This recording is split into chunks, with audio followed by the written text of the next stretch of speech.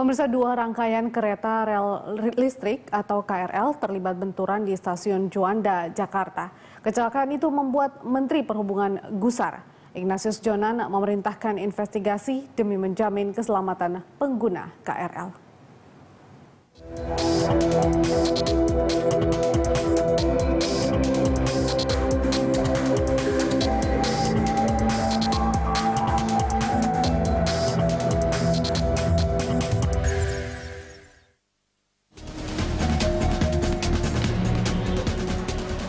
Benturan KRL nomor 1154 dan KRL nomor 1156 terjadi pada Rabu siang 23 September 2015.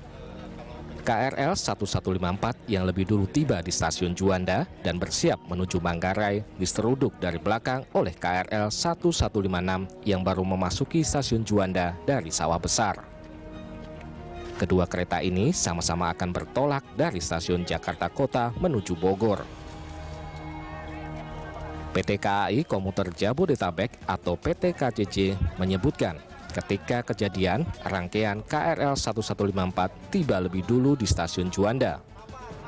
Saat KRL 1154 tiba di Juanda, KRL 1156 baru berangkat dari stasiun Sawah Besar.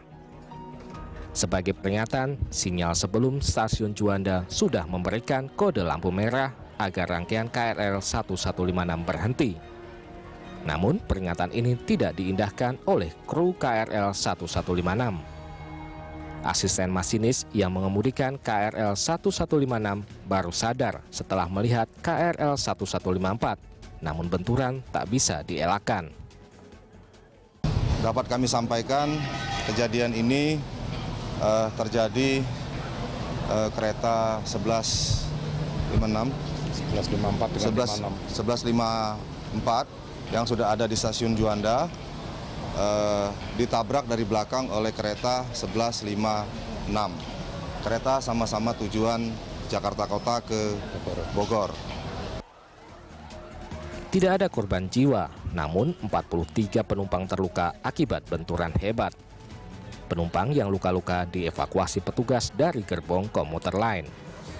Para korban kemudian dilarikan ke sejumlah rumah sakit untuk mendapatkan pertolongan medis. Beberapa korban mengatakan saat kereta akan meninggalkan stasiun Juanda, tiba-tiba terdengar suara benturan keras hingga mereka terpental. Di kereta itu memang Juanda itu ada gangguan, jadi kita berhenti sejenak. Cuma nggak tahu kereta belakangnya kehilangan sinyal seperti apa, dia tetap jalan dan akhirnya nabrak. Kenceng nggak? Benturan yang barat Kenceng, cuma karena dia mau masuk stasiun kan, pasti dia agak ngerem sedikit, jadi nggak terlalu keras seperti biasa. Kalau boleh tahu? Saya juga kurang tahu kenapanya, itu dari KA 1154 sama 1156. Posisinya sih kereta depan udah berjalan sedikit, yang belakangnya udah jalan, jadi keduluan yang belakang jadi ketabrak. Saya sih tanya gitu aja. Oh gitu. Mbak, setelah terjadi tabrakan itu ada korban Mbak, banyak Mbak? Korban sih belum ketahuan ya, cuma luka-luka doang sih tadi. Setelah kecelakaan banyak penumpang yang keluar atau gimana? Banyak langsung pada turun semua, berlarian keluar semua. Benturan kuat juga membuat masinis KRL 1154 terjepit di ruang kemudi yang ringsek. Masinis bernama Agustian ini saat insiden terjadi sedang dalam keadaan duduk dan langsung terhimpit perangkat kemudi di depannya. Polisi, petugas palang merah, damkar, dan petugas komuter lain harus berjuang keras agar nyawa Agustian selamat. Dengan menggunakan gergaji listrik, proses evakuasi sukses dalam tempo 20 menit. Dan sang masinis yang terluka dilarikan ke RSPAD Gatot Subroto. Dirut PT KCJ Muhammad Nur Fadil menegaskan pihaknya bertanggung jawab atas seluruh biaya perawatan penumpang yang jadi korban kecelakaan ini. Di tengah keprihatinan kami juga mencukupkan rasa syukur yang besar karena tidak ada korban jiwa. Tercatat di kami berdasarkan laporan yang kami data ada 28 korban, sudah ada di 3 rumah sakit, dan sepenuhnya biaya pengobatannya akan ditanggung oleh kami. Pasca insiden kecelakaan 2 KRL terjadi penumpukan calon penumpang di stasiun Jakarta Kota. Antrian panjang calon penumpang terjadi di setiap loket KRL komuter lain. Tidak hanya penumpukan penumpang, pihak PT KAI juga melakukan pengalian jalur KRL komuter lain tujuan Bogor dan Bekasi. Untuk mengetahui penyebab kecelakaan, Kapolda Metro Jaya Irjen Pol Tito Karnavian langsung turun ke TKP. Menurut Tito, untuk menyimpulkan penyebab kecelakaan, polisi masih menunggu hasil penyidikan, termasuk laporan pihak KNKT. Jika ada bukti kecelakaan karena kelalaian, maka polisi akan melakukan proses lanjutan. Kita sekarang sedang menunggu untuk dilakukan evakuasi sekaligus penyidikan. Penyidikan melibatkan pihak dari KNKT, kemudian dari PT KAI, dan juga dari Polri, khususnya dari Polres dan Polda Metro Jaya. Kita akan ingin mengetahui sebab-sebab kecelakaannya apa gitu. Setelah itu, nanti kereta ini diperkirakan akan dievakuasi sampai dengan jam 2 malam nanti. Mudah-mudahan bisa untuk diangkat ya, atau bukan digeser. Kemudian sehingga arus dari kota menuju ke arah Bogor bisa lancar. Untuk saat ini, karena ada peristiwa ini, maka arus dari kota menuju Bogor relatif tidak lancar. Kemudian di stop di Manggarai ini. Jadi arus dari Bogor semua berhenti di Manggarai dan kemudian dibalikin lagi. Gitu, untuk sementara. Nah, untuk itu terjadi penumpukan penumpang di kota dan di Manggarai. Setelah mengevakuasi penumpang, petugas melanjutkan proses pemindahan 2 rangkaian komuter lain yang terlibat kecelakaan.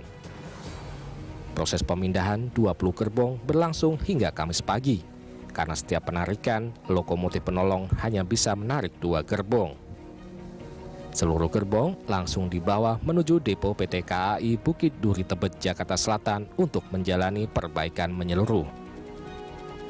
Kecelakaan kereta di jalur yang sama ini tak pelak membuat Menteri Perhubungan Ignatius Jonan gusar. Untuk mengusut kasus secara tuntas, Ignatius meminta KNKT melakukan investigasi. Tidak hanya itu, Jonan meminta PT KAI melakukan evaluasi internal. Sampai hasil investigasi terang benderang, Jonan menegaskan tidak akan menambah izin rute dan frekuensi bagi PT KCJ. Ya, satu teguran itu pasti. Ya kepada operator, ya, jadi kepada KCJ. Ya. Yang kedua itu sampai hasil KNKT-nya keluar, itu mungkin saya tidak akan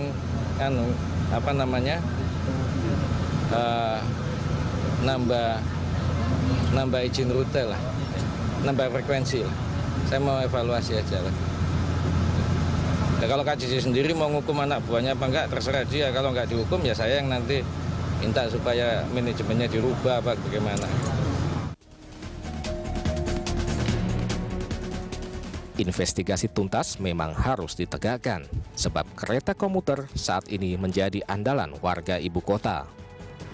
Tak kurang dari 800.000 penumpang jadi pengguna moda kereta komuter, sehingga lewat investigasi, keselamatan penumpang bisa terjaga. Sementara hasil penyelidikan internal PT KAI menyebutkan, tabrakan 2 kereta rel listrik murni akibat kelalaian asisten masinis atau human error. Menurut PT KAI, kecelakaan terjadi karena masinis salah membaca sinyal. Atas kelalaian ini, PT KAI akan memberlakukan sanksi tegas sambil menunggu hasil penyelidikan KNKT.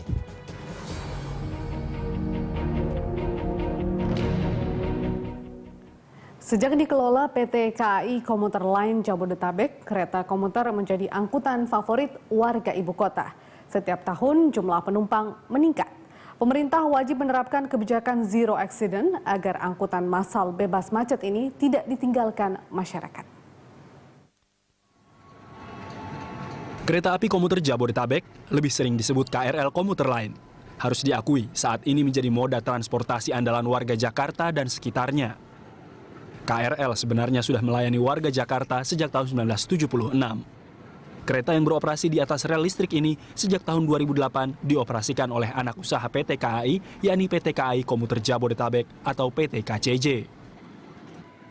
Sehari-hari KRL sanggup mengangkut 800.000 penumpang. Beroperasi setiap hari selama 20 jam sepanjang tahun menjadikan KRL komuter lain favorit bagi semua lapisan masyarakat. Kini KRL komuter lain melayani rute komuter di wilayah DKI Jakarta, Kota Depok, Kota Bogor, Kabupaten Bogor, Kota Bekasi, Kabupaten Lebak, Kota Tangerang, dan Kota Tangerang Selatan. Pada tahun 2011, PT KCJ melakukan modernisasi armada, seperti menghapus KRL Express, menyediakan gerbong khusus wanita, membeli gerbong-gerbong terbaru, dan menata ulang sejumlah rute. Untuk meningkatkan keamanan, PT KCJ menyediakan petugas keamanan di tiap gerbong, menyediakan tiket elektronik, dan mensterilkan penumpang yang dulu meluber hingga ke atap kereta. Sejumlah perbaikan berbuah manis. Pada 17 Februari tahun 2014, PT KCJ memecahkan rekor jumlah penumpang.